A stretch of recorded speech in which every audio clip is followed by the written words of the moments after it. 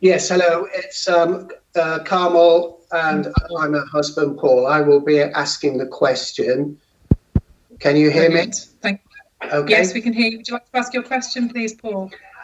Okay, it's I'm requesting whether or not the members of the committee could establish a review of road traffic management in Port Sunlight Village with the purpose of establishing a number of things, whether the Port Sunlight Village could be a suitable candidate for 20-mile-an-hour zoning, whether gateway road signage could be improved, whether effective traffic calming measures could be introduced to reduce speeding and antisocial driving, whether CCTV could be installed on an existing street lighting column to monitor the small roundabout in the village, and whether there could be changes to road surfaces, for example, strips of granite sets.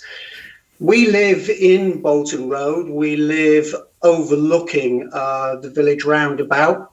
This is the small village roundabout on Bolton Road and not the main roundabout on the A41.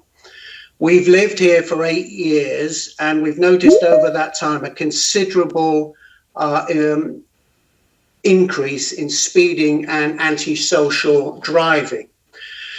Obviously, now with lockdown, we're around a lot more. And over the 3-month period, October to December 2020, on the roundabout, 2 vehicles have ended up literally on the roundabout itself, in the middle of the roundabout. Another vehicle has crashed into the pillar box next to the roundabout, and another one ended up on its roof, having mounted the pavement and bounced off the wall. Over a number of years, there have been numerous crashes on this village, the village roundabout and Bolton Road. David Rees, the council's road safety manager, wrote to Councillor Williams in January 2019 that all chevron signs on the roundabout were inadequate and that they would be replaced. 2 years later, we're still waiting for any action on that. In total, there are 5 approaches to this roundabout. None of them indicate that you are actually approaching a roundabout. On the Bolton Road approach between Bridge Inn and the roundabout, there are 6 main street lights. At this time, only 2 are working. On the Cllr approach, there are 5 main street lights. At this time, only 1 is working. Another feature of the Bolton Road roundabout is there are considerable road space around the roundabout.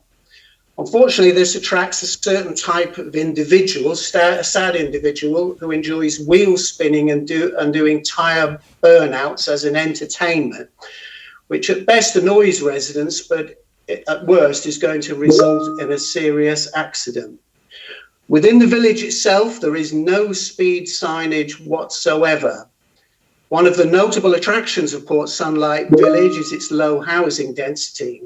However, we believe that this subconsciously gives some drivers the impression that they are in open countryside rather than an urban residential area, and this leads, they may then believe that the higher speed may be appropriate. As the village itself is in a conservation area and the Port Sunlight Village Trust actually owns the small roundabout, but obviously not the signage on it. And whilst the trust manages the heritage assets within the conservation area and has a voice in its own regard, we believe that too much emphasis is placed on the trust and that the council tends to defer in all instances concerning the village to the trust. But it's important to note that the trust does not speak on behalf of the residents of the village.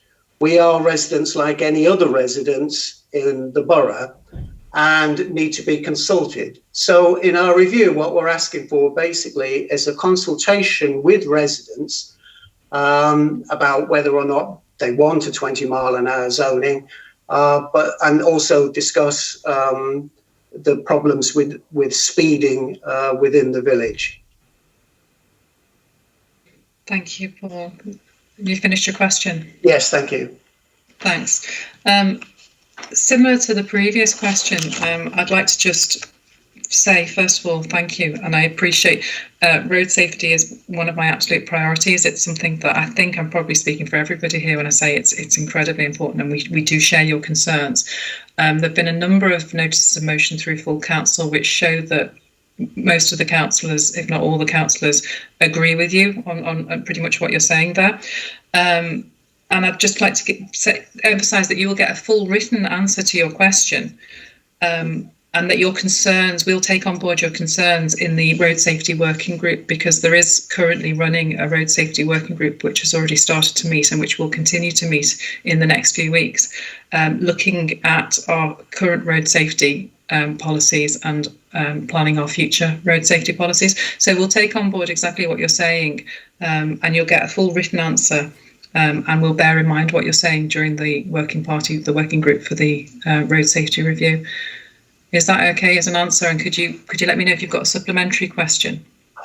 Well, the supplementary, yes, that's fine. But the supplementary really concerns the officers of the council, in particular Mr. Rees, the road safety manager, in that he himself visited this roundabout in January 2019 with the CEO of the trust, and agreed that all these signs needed to be replaced. But 2 years later, he hasn't. Is there any accountability? Is there anybody that when, for instance, I would imagine a road safety manager is an important position within the council, when he says that but then doesn't do anything, what is the follow-up? I'll have to look into that. I can't answer when I don't know the details, and David's not here to respond, so I'll have to get you a written answer for that one.